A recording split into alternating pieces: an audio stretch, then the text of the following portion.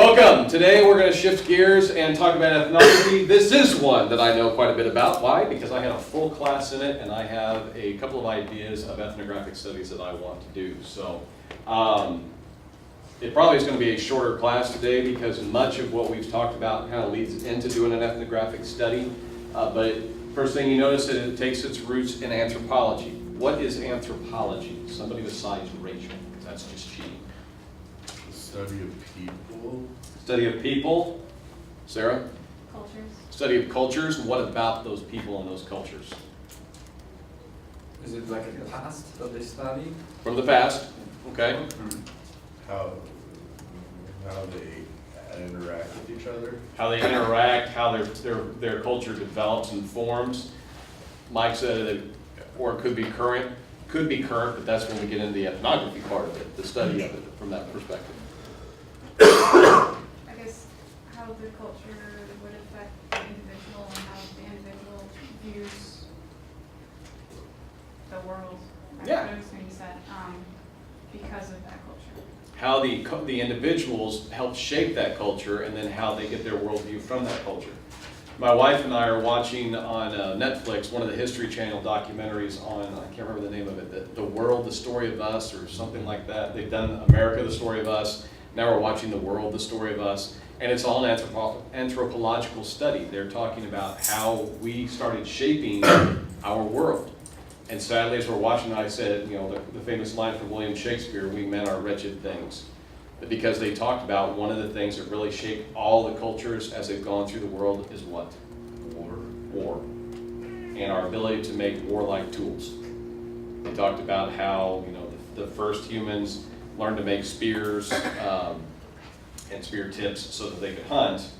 But then as they wanted to expand and they found hunting grounds, other cultures came in and battled them. And then the rise of the bow and arrow, then the rise of the crossbow, and how metal made expansion better because metal was stronger than bronze for making weapons. And I'm just watching it going. So all of our cultures and all the expansion all came about because we were trying to find the precious resources to make more deadly weapons. That's awesome. But it is a study of how those cultures developed, and you know, Rome. And how did Rome develop? How was Rome able to expand its empire? What was it that the Romans did that helped them expand their empire? One language. Build the roads. They built the roads. They built the roads. So they were able to expand more quickly. They made the aqueducts to bring water in because they had the drought. They had a lot of disease. And so, shucks, I forgot his name.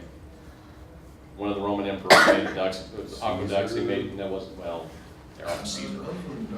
He made the aqueducts and named them after himself so they could get water into the world. And it's just amazing. Emperor Hadrian. No, I can't remember what his name was. I'll have to go back and watch that one and I'll tell you. But it's Aquas something or other was the name of the aqueduct. Anyway, the technology and how they figured these things out without heavy machinery, and yes, it took them years to do it, but their cultures built around where these construction projects were happening because they had to be there, and then how they were able to build the water so it could come into Rome so Rome could be stronger, and then they built the roads so they could go make war on other countries and conquer those countries and expand the empire. And then how they took their culture into those other countries. And then it talks about how the two great empires of that time were Rome and China. And because of trade, how they crossed over. And because they wanted to be able to trade, they came up with more than one language and a common language that they could speak. One of the big things that helped cultures expand besides war, besides the roads, was what? Something else that helped you expand ideas, expand commerce. Religion was one, but I'd say writing. writing. When they learned they had an alphabet, they developed an alphabet, and then how they could write and expand orders, they could pass things down from one person to the other, and therefore the culture expanded.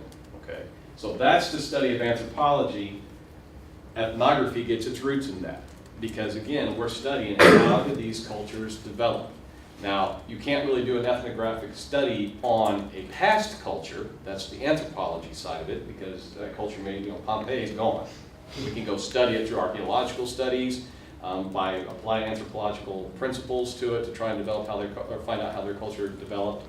But today we use ethnography to go into different locations and study their culture, okay? Data collection tools, well, obviously we're gonna do interviews. Because Hannah, if I come into your culture and I wanna learn more about you and why you decided to settle here and what it is you like about here, I'm gonna interview you. I need to get to know you. I need to get to know you on a personal level. Same thing with Kristen, I wanna get to know her. You know, I wanna go around and talk to people and find out what it is about this culture. What it is about the people here, what it is you like, what it is you dislike. So I can find out if it is a very close-knit group, is it very segmented, cliquey, those types of things, okay? Observation, why would observation be helpful? Because just because you talk to them doesn't necessarily mean they're telling you the exact what it is. It's just how they perceive it. But observation, you aren't talking to them, or if they're not interacting with you, you're just third party and kind of out of the picture. Your presence is there. Yeah, so I may be talking to Hannah and she says, you know, I like being in this group because it's not cliquey, we all get along, we're all able to communicate with one another. But then I'm observing that Hannah hangs out with Kristen and Janusz. Really doesn't ever interact with Alex or with Rachel or anybody else. She just hangs out with this group.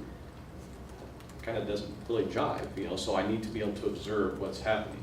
Mike, you had your hand up. Say, by observing, it kind of informs you what you might want to ask in your interviews. Just walk hey, what do you like about your culture? They may look at the culture, but you see things that are different. It's like, hey, those people always going over there. Why's a bunch of guys going there? Always seem to be, oh, what's up with that? And then we can get the kind of together. Yeah, how many of you really think about your culture? Okay, well that question went to crap. You all think about it. Well, we do Good. now. That's why we're. You do now, you do, because I've been talking about it all semester. Yeah, but if you really don't, you know, have any reason to think about the culture within you, within which you live or within which you work, that's just how it is. And you may think about that culture that you work in or that you live in, but do you think about how it got that way? How it became that way? You know, I think about the Department of Communication. We are 3 distinct majors: digital media production, communication studies, public relations. Years ago, there was a Department of Communication, and you taught across disciplines. And then it became segmented. Well, how come it became segmented, and what happened when it became segmented? Did people still work together, or did they disperse and go their own ways? And then it broke again. Did they stay together? You know, so how did it get to that point? Without really studying, you don't know much about it. That's where some document analysis comes in for the historical perspective. So you might look at newspapers.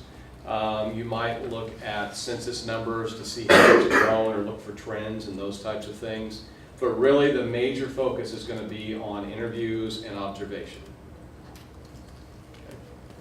So the document analysis is more getting the groundwork before you do the interviews, or to clarify something that somebody brought up in an interview? Yeah, exactly. You may want to do some document analysis to see that there was a trend and see if you can decipher something from that. But that's going to help you come up with some of those questions. You may use it if somebody raises a statement about, well, like in Sedalia, for example, you have really 3, 4. I grew up in Sedalia, and I look at Sedalia as 4 communities. There's the African American community, which is very divided from the white community, which is very divided from the Hispanic community, which is very divided from the Ukrainian community. So there's 4 communities in Sedalia. What happened to how did the Ukrainians find Sedalia, Missouri? And it's a large population now. What brought them to Sedalia? I may want to go back and do some document analysis, look at court documents, or look at city zoning or business things like that. To the Chamber of Commerce, what brought them there? Tyson brought the Hispanic population. When the Tyson chicken plant came in, that brought the Hispanic population. Okay. The African American population and the white population, from what I understand, I don't live there, that gap is closing a little bit. They're becoming closer. Well, what happened? Why is that taking place? Well, you do some study of the city, maybe again through newspaper articles, maybe through the chamber, They've done a lot of beautification and a lot of cleaning up of the bridges and the roads between those two sides, which is, it's sad that there are two sides to that town. And what happened? Why did that take place? Well, you're gonna have to get some historical perspective. And yes, you can ask people, but if you start getting different stories from different people, you're gonna need to do some fact checking. And the only way you're gonna really be able to do that is through document analysis. Go back and study. Alex? I didn't actually know it was like that. I mean, I've lived in Missouri most of my life, because I lived in Lee's-Summit for years and years. It's my hometown.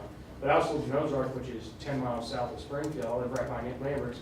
In fact, I lived in the neighborhood right next to Lambert's, and we almost opened a pottery shop right behind Lambert's before we moved back up here, my family.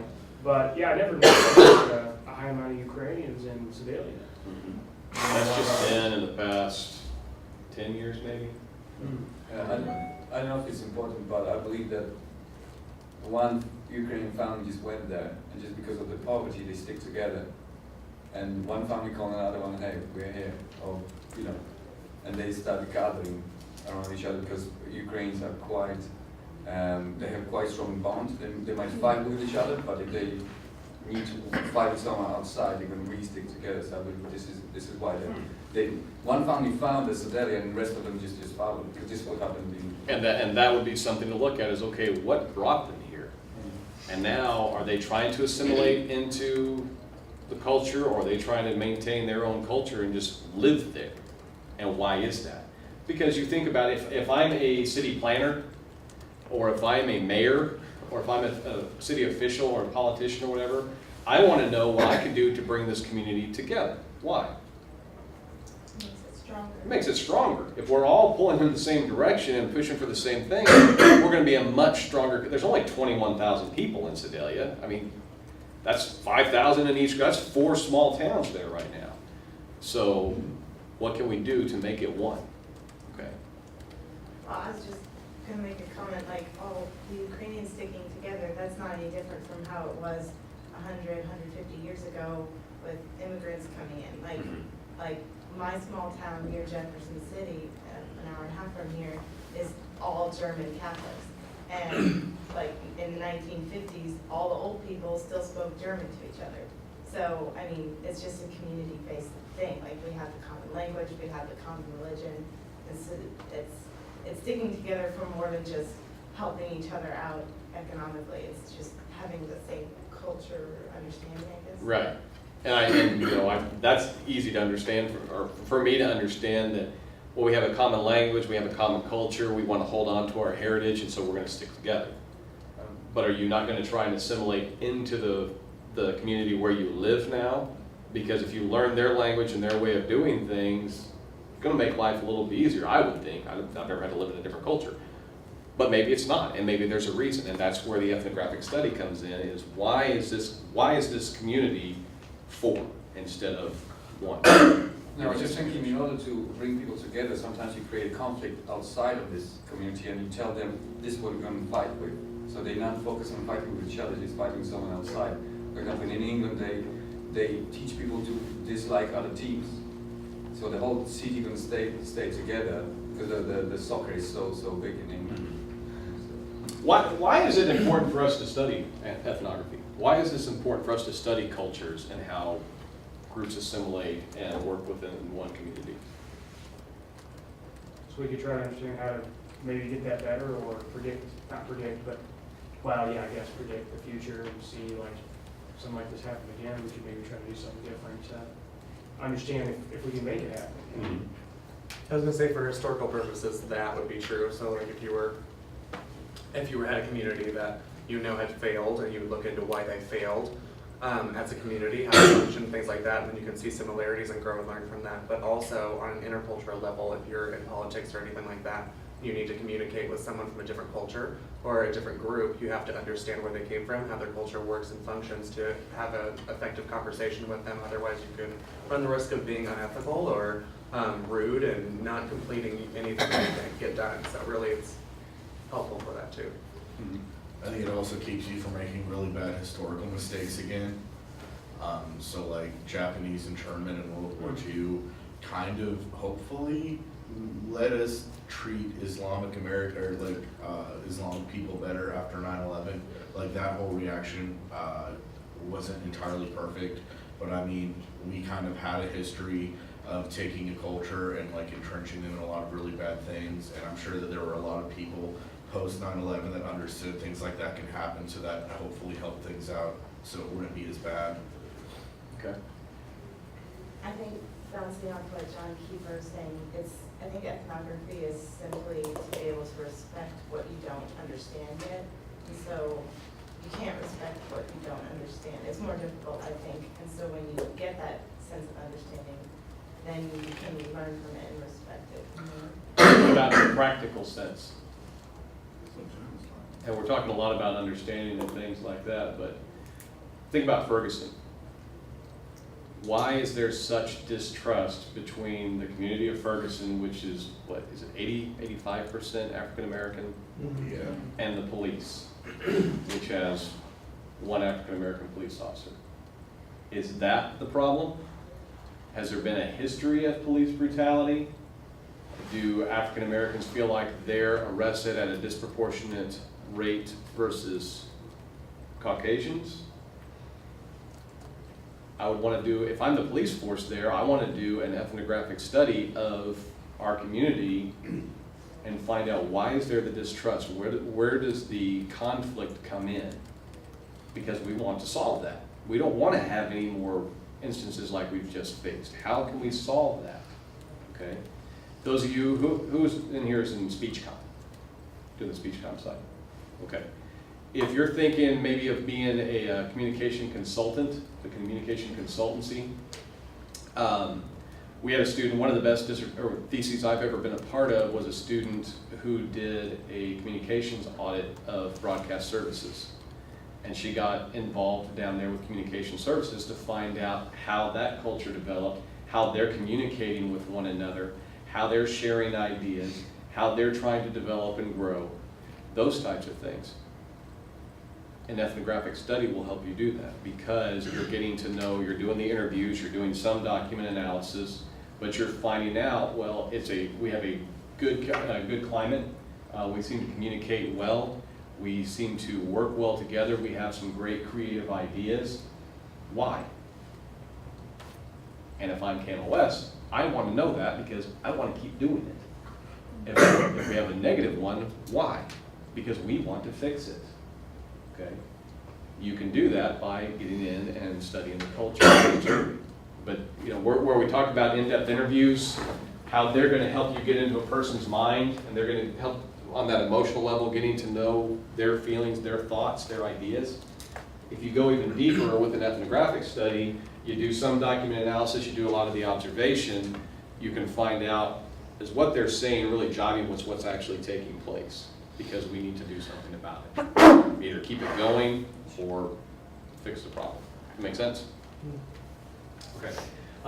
Again, as we've beaten this dead horse, it focuses on the human society and on culture.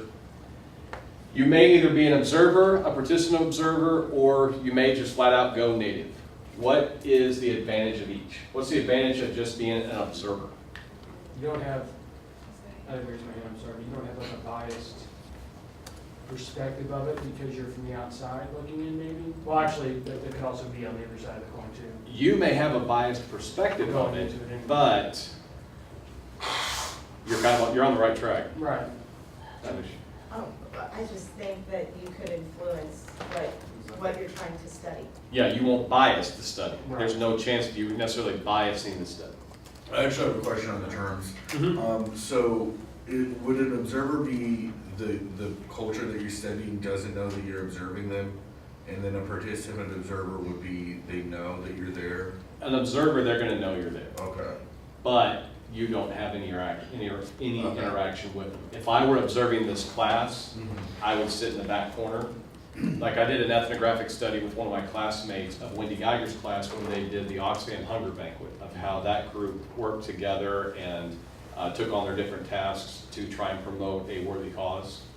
Terry and I were strictly observers. We didn't raise our hands in class, we didn't share answers, we weren't part of any of the groups, we just moved from one point to the other, taking notes, listening to conversations.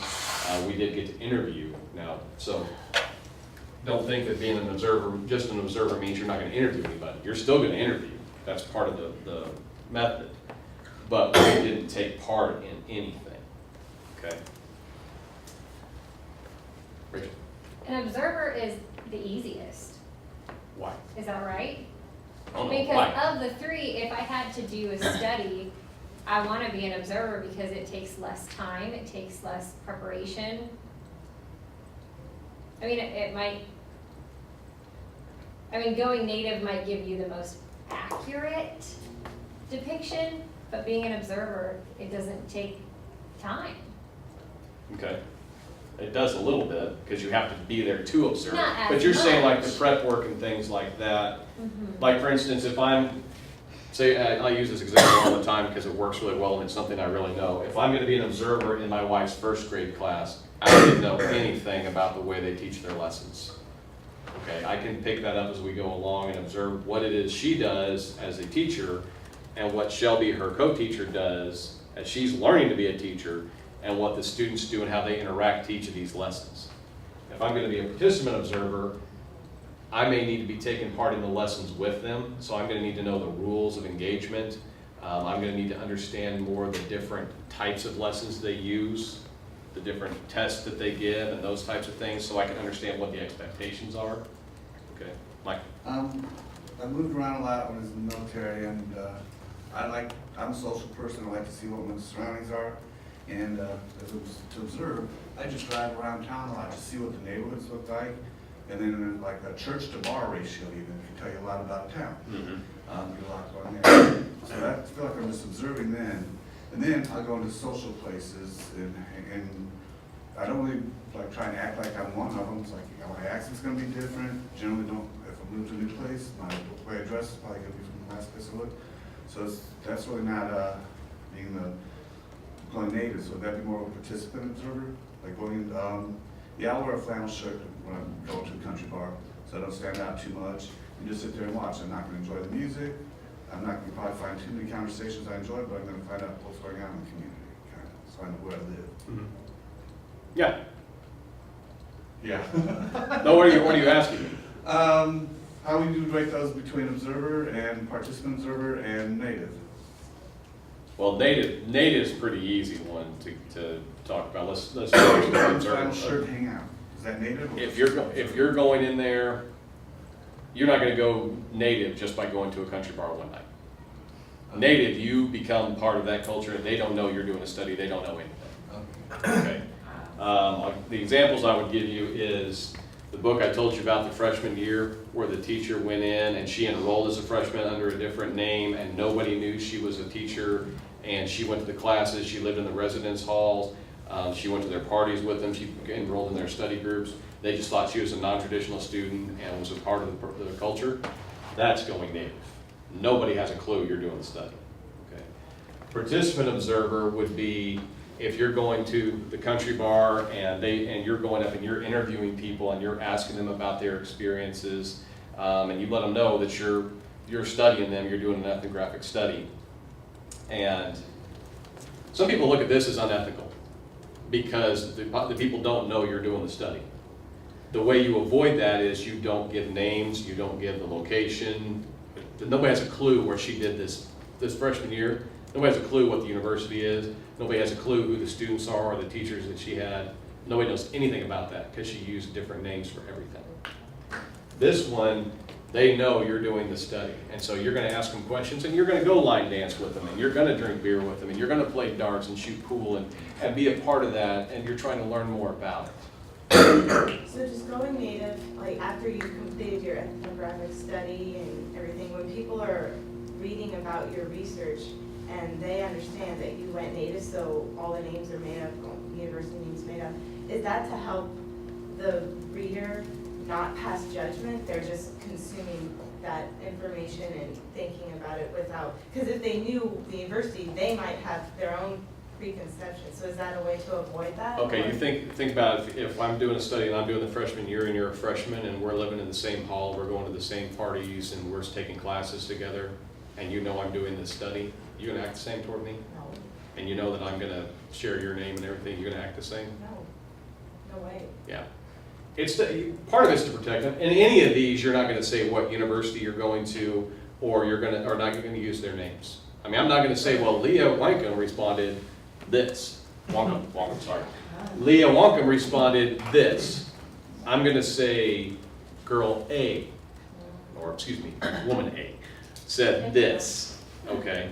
Because we don't want to put people at too much of a risk, all right? But I think it does serve a double function, like what you were talking about, because me as the reader, if I read something that's from UCM, I have opinions about UCM. Mhm. So that's gonna taint my view of the study as a reader. Right, I'm not talking Sure. about my people I'm observing, I'm talking about the people reading about my research. Oh, Sorry, yes, I didn't make that Yes. clear, thank you for, exactly what So- Rachel's saying, yeah. that's the advantage of going native, is so that the That's reader, an advantage, an yeah. advantage Yeah. over the other, The reader's not gonna be tainted and say, well, yeah, that happened, that's the University of Central Missouri. like, obviously, yeah. That could have been, yeah, it may have happened at the University of Central Missouri. Go native in your culture and see, you might find out the same thing. It may be freshmen are the same everywhere. Okay, Alex, Two things, one question. First question is, what's the name of that book?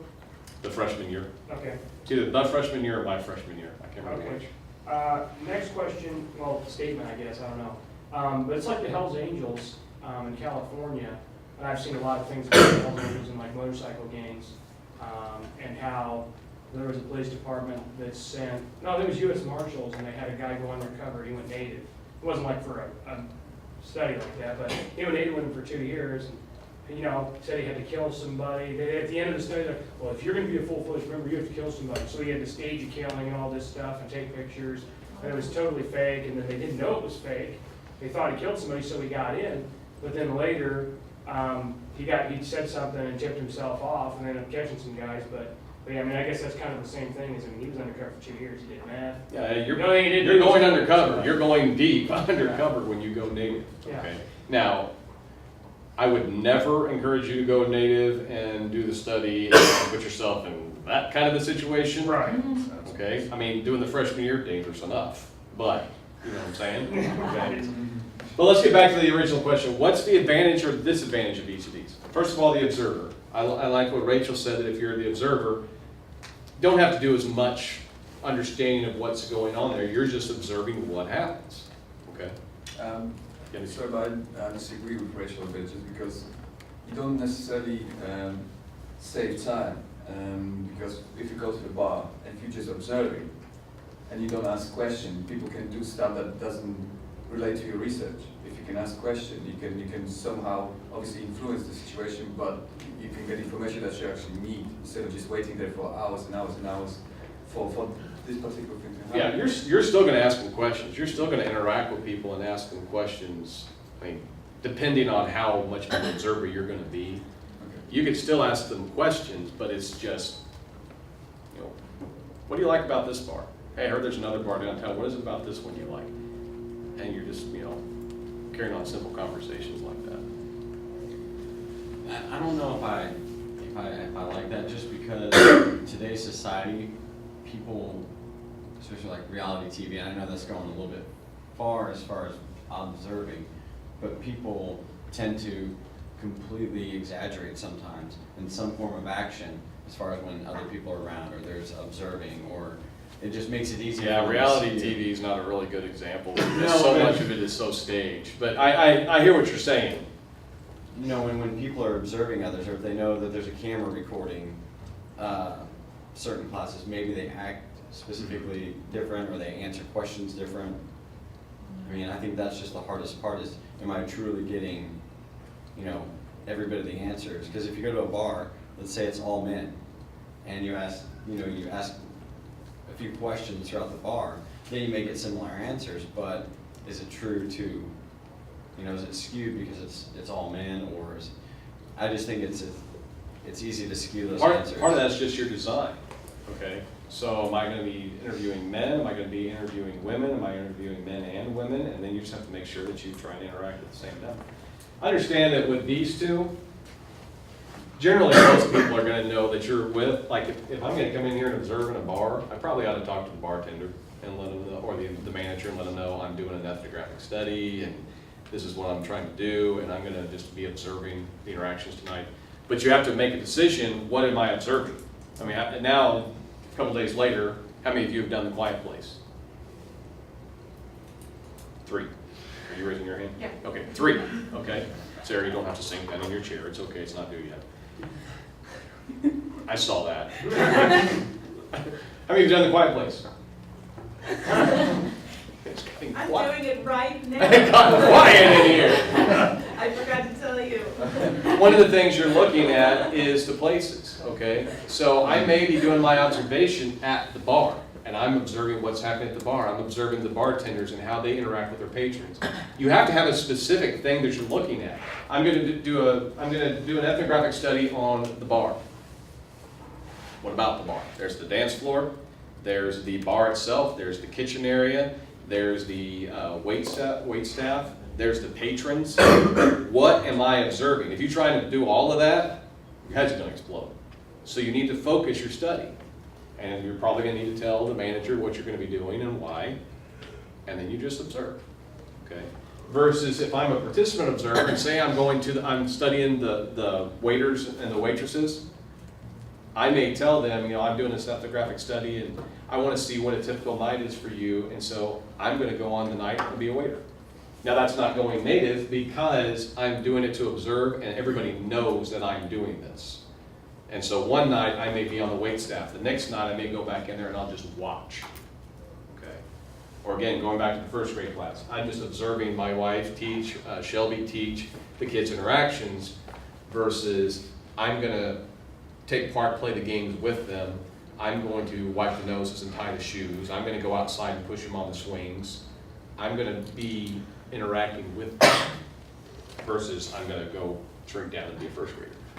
So for the participant observer and going native, the difference between that and the first grade classroom is, either one. I couldn't go native in a first grade I was classroom. gonna say, because either way, the kids are gonna know, hey, Yeah. he doesn't belong here. I could not but, go hey, I native. don't know he's doing a study because I don't know what a study is. Right. I just learned how to tie my shoes. I don't care what kind of. Yeah, you can't go native in a So- culture where you wouldn't be part of it. So I guess what I want to say is what exactly would be the difference if you really thought it's necessary to go native in a first grade classroom for whatever reason?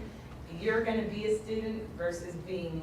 The only way I could go native in a first grade classroom Teacher. is if I went in to be a teacher, or I went in to be a teacher's assistant or a para. And I was just wanting to see really and I wouldn't be studying the first grade classroom. I'd be more studying the teachers. Because I can't relate, I can see what's going on in the first grade classroom, but I can't be a first grader. Billy Madison. I could fit as a teacher. So Thank you, I was trying to think Billy Madison. I'm not Billy Madison, I can't go in, anybody see the movie Billy Madison with Adam Sandler? Yeah. So to go native, to truly go native, you have to have some sort of similarities to the Yeah. ethnographic study.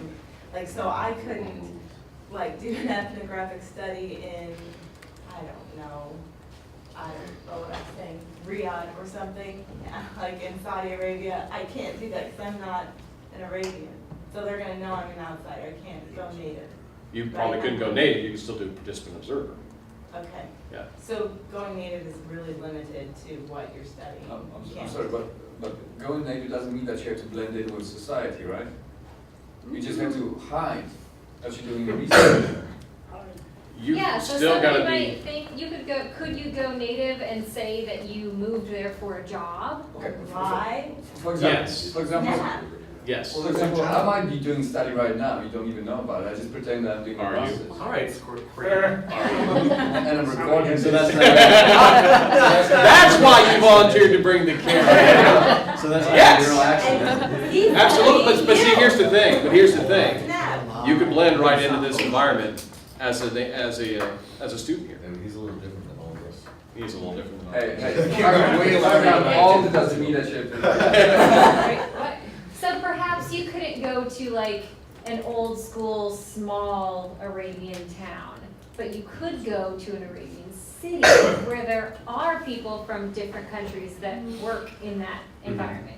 So Yeah. even though everybody knows you're different, it's not completely out of the question that you. Yeah, you don't have to become, what's your heritage? I am German English. You don't have to go to Germany to do, to go, okay. You could go to Saudi Arabia and just, and work there, or But I couldn't go. pretend like you work there. I couldn't go to an all-men's university and go native, that would be whack. That, You be a staff member? Yeah. yeah. Did you say whack? Yes, sorry, whack is the word of the week. And each of these, you're at more and more advanced levels of indoctrinating and becoming a part of that culture. This is the freshman year. This is Friday Night Lights. They knew he was there doing a study and writing a book. But he still lived in the community. He still went to dinner with them. He still went to the games. He did in-depth interviews. He did observation. He did all of those things so he could write his book, so he could learn more about that culture. Here, you're probably not going to ask, you'll ask some of the same questions of everybody, but you're really just diving into it. You're doing a lot more of this than really structured these. Does that make sense? Mm-hmm. Okay. So now, what are the advantages and disadvantages of each? Wait, no. Oh my gosh, never been kissed. Going Yeah. Never been kissed. Never been kissed. How did you not think of that? Shame on all of you. Never been kissed. The movie Never Been Kissed with Drew Barrymore. Drew Barrymore, oldies. Sorry. Yeah. She like jumps into the high school scene. Yeah, And she's poorly. like, I wanted to go to prom. Poorly. Quarterback. Yeah, on Jump Street before So that. the participant observer is the broadest category, because it seems, I get the difference between the going native and the participant observer, like if we're on a continuum, Mhm. going native and then there's a clear line between that and the participant observer. Okay. I'm a little fuzzy on where the observer and the participant observer break off, Was it from this one or from these two? from each other. From these two? Yeah, like how do you know if it's an observer or a participant observer? Because when we first started talking about it, I thought an observer does not interact at all. You'll just watch, and then you might pull a person out afterward and interview that person. But then you made a comment like, if you're an observer, you might ask people, oh, hey, how do you like this bar as opposed to that one? Well, that, I was thinking, was more of a participant observer because you're acting with them in real time. Are you wanting to answer it? No, but like the same situation, but I have an example to what she's saying and trying to distinguish the difference. Okay, so. Most people have a hard time differentiating these two. Well, mine's like a pleasant mixture of them all, I guess. Okay, so I think his name's Rob Gifford. He was NPR reporter from England, I believe, or somewhere in Europe. No offense, Europe. Like, I don't know where exactly, but anyway. You're in town now. But anyway, he lived in China for, I think, That's not in Europe. like, no, I know, but he lived in What? China. He lived in China for like, I guess 18 years or something. He raised his family there, and then he decided he's gonna go back to where he was from in Europe and be a correspondent and journalist there. He's gonna write a book though about his experiences, not from those 18 years or whatever, but he sent his family first by plane, and then he was gonna travel along this route, I forgot the name of it, but it's comparative to Route 66 in America. It's this road that goes along China from Shanghai to somewhere near Kazakhstan. Anyway, and it's like a 3,000-mile trip. So he'd already gone native, essentially. He lived there for 18 years. He had raised his family there. He was essentially native. Even though he didn't look Chinese or Han Chinese or whatever, he was very much white guy, but he had gone native. He could speak like Okay. Mandarin and some Cantonese. He was native. Okay. But he decided to write this book called China Road, which was about his experiences where every interaction he had when he was hitchhiking, when he took trains and buses and all these ways to get along this China Road and see all these different experiences. Every person that he interviewed and every observation that he made, he documented in this. But he interviewed people and let them know, I'm interviewing you for my book. Can you tell me about this? And because he had gone native before, he knew what kinds of questions he wanted to ask about these certain areas. So, like, what Did he move there with the intention he was going to write a book, or did he just move there and live there and then decide I'm He going was to write a book working for about it? NPR. He was working That's not for the same thing. That's not, he lived in that culture Right. and lived in that environment, and that gave him some perspective and some context for writing his book. Right. When you do an ethnographic study, you set off to do you either made the decision right off the bat that I'm gonna go do this study. So even though he had gone native, not for the study, but like after living there for so long, and he knew He what just lived there because that's aspects where his job was, right? Right. Yeah, that's not the same as going there. So which one was he, for the sake of writing the book, was that participant observer clearly? Because he was telling people and He's not really doing an ethnographic study. I- He's just writing a book off his experiences. Oh. Yeah, he's just, that living in China was his job. And he learned more about the Chinese culture and it gave him some perspective, okay? And that was just what he did. And then he said, you know what, I'm gonna write a book and go down the road and do the rest of this. He was a journalist at that point, and he was just interviewing people to do a book, doing interviews. Sorry, Rachel. Okay. Not at all. That's okay. I Right, tried. that's okay. I thought they might. He was doing more in-depth interviews, because he's asking people about their lives and everything to do his book. Okay. What you're talking about, you're starting to push the boundaries of going from this to this when you start interviewing people and asking them questions.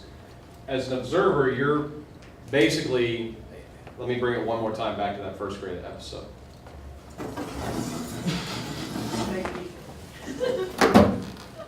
It's like when somebody observes somebody here in class. I'm taking notes, I'm watching what's going on. Little Johnny comes up and says, hey, can you play this game with me? Can't, Johnny, sorry. Not cool enough. D9. No, cool enough. I know. My wife comes over and says, do you want to read to the kids? No. And I'm not involved at all. Okay, I stay out of it. Participant observer, I'm taking notes. Okay, guys, we're gonna go play with 10 shapes. You two be in my group, we'll come over here and play with 10 shapes together. And I sit there and I go through this with them and I experience it with them. Okay? That's the difference. Where you're talking with the bar, I'm pushing it by asking them just, what do you like better about this bar than that bar? Part of that you're doing just because people are gonna think you're a creeper if you just sit there drinking a beer and not talking. Okay? And so they maybe act a little more comfortable around you. But I'm not gonna go, to be a participant observer, I'm gonna go play darts with them, I'm gonna shoot pool, I'm gonna go out and dance, or I'm gonna go wait the tables, or I'm gonna tend bar. I'm gonna be more active, more involved. But everybody's gonna know that I don't work here, I'm just doing the study. So you can interview people when you're an observer, but as soon as you At a minimal level, Act. at a minimal level. So You're still- I'm thinking it's the minute that you change your actions to respond to the situation, then you become a participant observer. The moment that I start getting involved in the activities of that culture, I become a participant observer. And with that definition, you can interview as many people as you want, you're still just an observer. Yes. Okay. Wait. Say that again. I can interview as many people as I want. And you're still an observer because you are not changing your actions Right. to Yes. fit in. Yes. It's getting involved in the actions. It's going to the ball games and eating dinner with them and going to the booster club meetings and doing those types of things that makes me a participant observer. Here, I'm just gonna interview them about the team, but I'm not gonna, I may interview them in a coffee shop because that's where we've agreed to meet. But I'm not gonna go to the booster club meetings and I'm not gonna wear the school colors and I'm not gonna go to the team meetings and go cheer on at the games and such. Okay. Or you might go to the game just dressed in whatever you want and then later interview them at the coffee shop. Okay. Yeah, I might go to the game just to watch the game, or, I might go to the game, or when it comes out here, I'm documenting stuff, okay? So, now, do we all understand the differences between these three? Yeah. Okay. What are the strengths and weaknesses of each?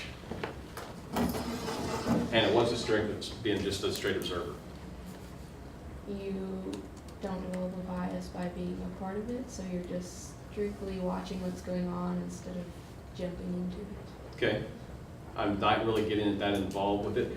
I run the risk here of of being a participant observer, I might become a fan of these people and of this team, and I might get excited about it, and that might give me blinders to some of the negative things that are happening, because I really like these people, and I like this team, and I like where they're going with it. There's really not that much racism going on. You know, so that's a danger here. Here, not so much. I'm just watching. Okay, what else? I think it's easier to be ethical as Okay. just an observer. Okay.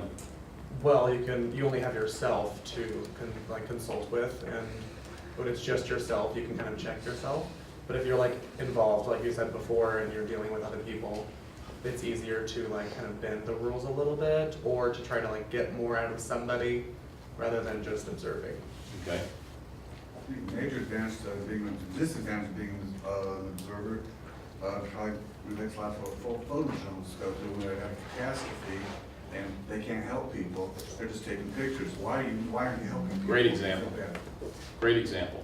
A lot of journalists got badmouthed during Katrina because they wouldn't give, journalists are there to document life, document reality, document what has happened.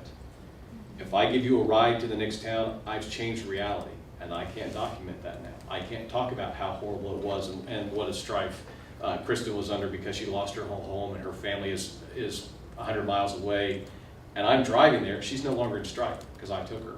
I've just changed reality. Okay.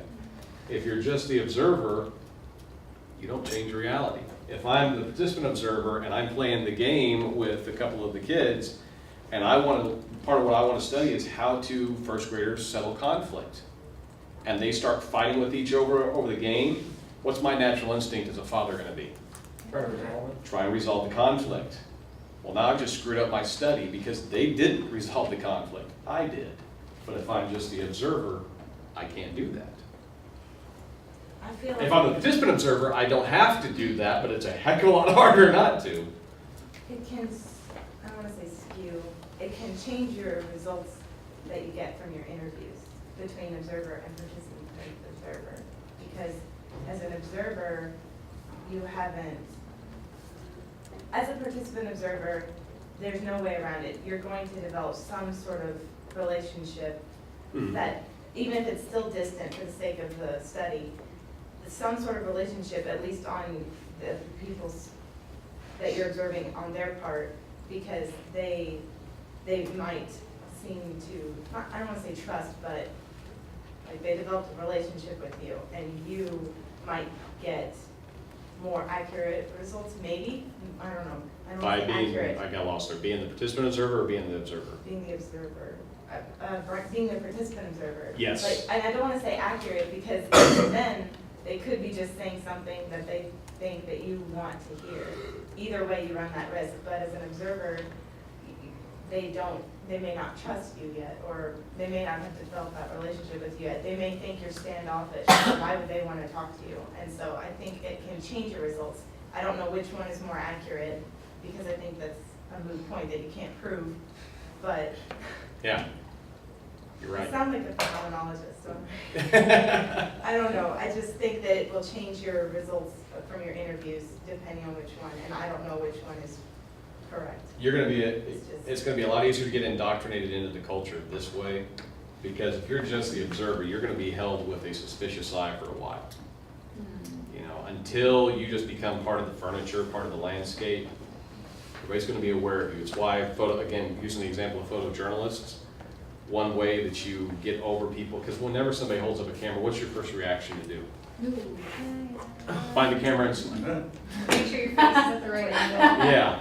Just Either hide your face or wave at it, or take a camera into a first grade classroom. And what happens?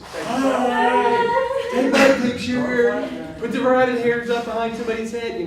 So if you're just the observer for the longest time, they're going to show off for you, trying to get some sort of reaction. The guards in England at Buckingham Palace, no matter what you do, you talk about some discipline. So they're going to try and get some sort of reaction out of you. I'll come to you two here in just a second. Never mind. Here, you jump in pretty quickly, and yeah, they're going to show off for you for a little bit, but not gonna take too long before you're just part of the environment. But what that can do, I'm actually catching them just doing their thing versus they may be changing their behavior to fit me in. Does that make sense? Okay. The interviewing part really, the strength of interviewing is gonna come in the questions you ask. Okay, so either way, you shouldn't be messing with that too much. I have a question. I don't know. Like for instance, let's say I want to make a study in like the Hispanic community in San Diego. Mhm. I'm Hispanic. Mhm. So I go there and I am a participant observer. My study will be like, I don't know how accurate it will be or how objective will be, because they will behave, you know, as they do, but me being Hispanic, does that influence as for someone that wants to go and it's American and wants to That's a learn great about- question. Like, So you're saying that because you're Hispanic, they may behave differently toward you? yes, Probably, yeah, they will, but they're probably gonna behave differently toward me. yes, They may accept you more and be more open to you. yeah, Now, the concern is they may behave the way that they think you want them to behave. yeah. That's the But with thing. me, I'm gonna have to get through the distrust first. Mhm. They're gonna have to become accepting of me before they really open up, so there's kind of a trade-off. Mhm. So, in my mind, it kind of washes itself out. Yes. Are you ever, in any study, gonna be 100% sure that you're truly getting who they are? No, not at all. That's chance, Oh, because they don't even know that you're there. Oh, This is your best chance, because they don't even know that you're there. This also, because of that, probably takes longer, because you're gonna have to be into it with them and be a part of that study for a while and live among them. And how hard is it to, if I'm walking down the street and somebody goes, "Hey, Fred! Fred! Fred!" Oh, that's me. I've taken on the persona of Fred for this study. I don't want anybody to do any Google search and find out who Joe Moore actually is.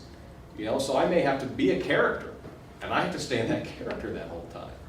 But because they don't know that I'm doing a study, they're more likely to be themselves here. Okay? I understand why some people might say that that is unethical, but like for the sake of the nature of this kind of study, I think it requires it almost.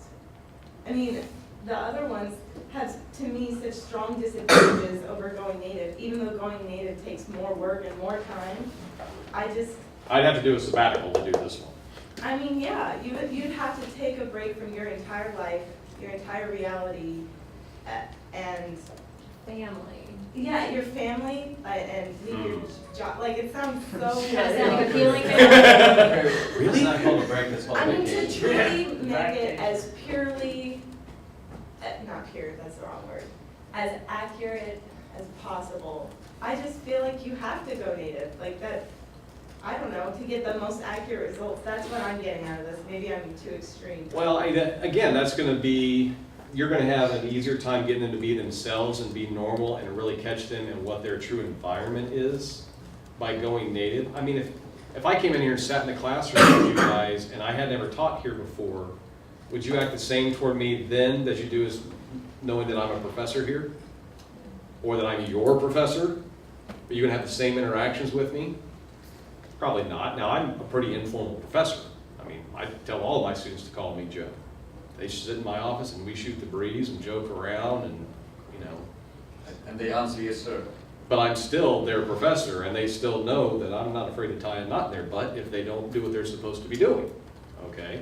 But if I'm a classmate of yours, you're gonna treat me differently, okay? But the thing is, with these three, you've got varying levels of how much you're involved. And the more you're involved, the more you can get out of it. But between these two, the more you have a chance of swaying the behavior. I think, I agree that going native has really strong, like you can really get a good idea. And so I see how you're saying that that's really the best way to do it, and maybe the only way to do it. But I think it also depends on how, what is your motivation for doing it? How much information do you need? Because my husband and I were having an argument earlier this week about, because it was the anniversary of Auschwitz or something earlier this week. He's been there. I have not. I have no desire to do that. I know it was horrible, disgusting, beyond belief. That's all I want to know. I'm never going to do that. I'm never going to participate in that. That's all I want to know. So he was coming from the point of, you have to see it. Everybody has to see this because it will completely change how you think about it. I said, I don't need to change how I think about it. I already know it was awful. So why do I need to go that far? So it depends on what you're needing out of the study. So the nature of the study would decide, or your purpose in study would decide what. Well, part of it's just how much do you want to invest in it? This is going to take longer. You know, how much do you really want to get involved into it? How much do you want to really dig down deep into it? You know, I want to do this. When I do mine, I want to go native. I want to get into that culture. I just haven't decided yet what I want to study with it. But I think this would be really rich, really interesting, really fun, really challenging. Okay. So in the next 5 years, if you're off the grid. God, Joe, So is that why you said about your cholesterol? So 5 years you're really going to disappear? Yeah, in 5 years, I'm off the grid. It's either I didn't get the cholesterol in check, or I'm doing an ethnographic study and I've gone native somewhere. But your cover either way is the cholesterol, and that's what we're going to tell everybody? Right. Got it, okay, I'm ready. Yeah, Nish, you had a question or a comment? I just want to relate to being unethical if it comes to the going native. Yeah, I want to make a comment on that I too. think it's unethical only if you use this information to hurt somebody. If you don't use this information, if you use it only for like productive reasons, for constructive reasons, I don't find anything unethical. How many of you have ever seen the TV show Undercover Bosses? Oh, yeah, that's. That's going native. He is pretending to be an employee so he can get in there and learn more about the culture, learn more about his people's satisfaction levels. And then, I've never seen it. I've seen clips of it and bits and pieces of it. At the end, doesn't the boss, whoever it is, usually do something for the employees to make it better? Yeah, specifically. Okay, if he were doing that to go fire somebody, that'd be unethical. What's up? The reason people question how ethical it is because typically in research, we make it clear to our subjects, we are conducting research. When you go through human subjects, which you would still have to do here, you have to explain what you're doing and why and what impact it could have. Are you going to change their reality? Are they going to be put in any kind of harm? What it is you're trying to do. I would never be able to go native. They're never going to let me go native as a military commander. Because I don't know jack squat about being a military commander and troops would be in grave danger. Okay, so they're not going to approve that. If I wanted to go native and go do my freshman year, yeah, that might be kind of interesting. We'll let you do it. But you can't use their names. You can't use the name of the university. You can't do it to be a spy to go in there and try and find students who are misbehaving or bust them for using drugs on campus. You can't do it. Okay? If you do decide to do the military one, can I shake your head? I know. So I don't know if I understand you correctly, but I think you drew some sort of relation between ethics and amount of effort you put into it, just because you have to sacrifice so much. Was that what I was trying to do? I don't know if. No, I just thought, I don't know. Because, and then we mentioned that you sacrifice so much time and you don't stay in touch with your family. And if I understood it correctly, it means that the more effort you put, the more justified it is that you use this for unethical reasons, which to me is not true, because the fact that you have to sacrifice your life doesn't mean that it's... Yeah, the ethics doesn't have anything to do with what I'm doing to myself. It's, am I going to have any kind of impact on them? Am I going in to try and be a narc and get them? There's different reasons. When I go undercover as a police officer, when I go on a sting operation, I'm doing that to stop crime. I'm doing this to learn more about that culture. And to stop crime. What, I know that this video I want to talk about is. Before you, hang on, time out, before you say anything more. To what John just said, and to stop crime. Now, I may go native into a school, and part of my research, something I may find out, we do have a major drug and alcohol problem in our residence halls on this campus where I'm doing my study. And I don't know, but where I'm doing my study, I may take some of that information and, you know, I may ultimately share it with the university and say, this is part of what I found out, but I'm publishing the study anyway. Then they can decide what to do with it. They can decide what to do with it, okay? I'm publishing this study. Sorry, are you talking about specific names that you're No, gonna share? no, I won't share names, but I will, you know, I might share that the university where I did this, somebody at that university is gonna have to know. I would When she not did name this study, I names. think it was the registrar knew what she was doing. Okay, now, Lee, sorry. So, I can't talk about that other thing, I have a question for you about that. So if you're doing a study, you tell, Okay. well, you tell people that you're doing a study, so they know, and I guess they know who you are because you've identified yourself. So if their names get out, not because you put them in the study, but because people you're observing are talking amongst themselves, can you That's get in on trouble for them. that? That's That's on them. them. It's Oh, on good, there. okay, so now I wanna ask. That's where if I do a survey, same thing as quantitative, if I do a survey and they respond, oh yeah, I answered that, what'd you say to question number 7? Oh, I said this. I'm not published, I'm just responsible for what I do with it. If you wanna go tell people, that's on you. Okay, so I know this is video I want to talk about, I don't think it was an actual study, but if it was an ethnographic study, like there are a bunch of videos I see where people are putting their cameras undercover and seeing how people react in certain situations that they have set up. Like, for example, somebody's on their phone and then they make their wallet fall out of their pocket, and then somebody's walking by, sees that wallet, and they can see whose wallet it was. Do they pick it up and give it back, or do they take it and not give it back? And so that kind of stuff. Say that again. Like the TV show, What Would You Do? Yeah, kind of. I saw this video on YouTube of this, they were keeping track of how many people would react positively or negatively to this kind of situation. Are they gonna return the wallet, be like, hey, your wallet is there, like, just to give it back to them? Or are they gonna take it, look through it, try to take some money or whatever? And that kind of situation, if you're observing what people are doing, they don't know they're on camera, and then they blurt out the faces of the people who stole it or whatever, took the wallet and didn't give it back. And it seemed more people were positive, like returning the wallet, than there were only like 20 people in the whole video, and so most of them, like 13 or more, said, hey, here's your wallet, and the others were taking it. They blurred out those faces. That kind of thing that you set up, is that a kind of thing that you could make a study over? Or, and if you did, what kind of study would it be? Like, would that be?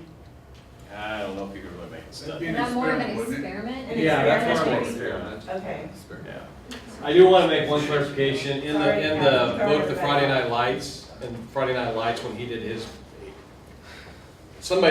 others may disagree with me that it was an ethnographic study. In my mind, it fits all the pieces of being an ethnographic study.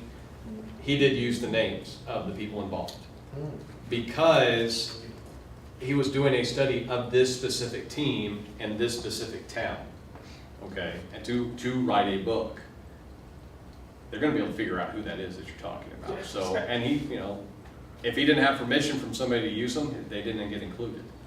But he talked to them, so, okay? All right, so much for this being a short class. Y'all really got into this one. Does this make sense? Yes, sir. This is the one that I really want to try.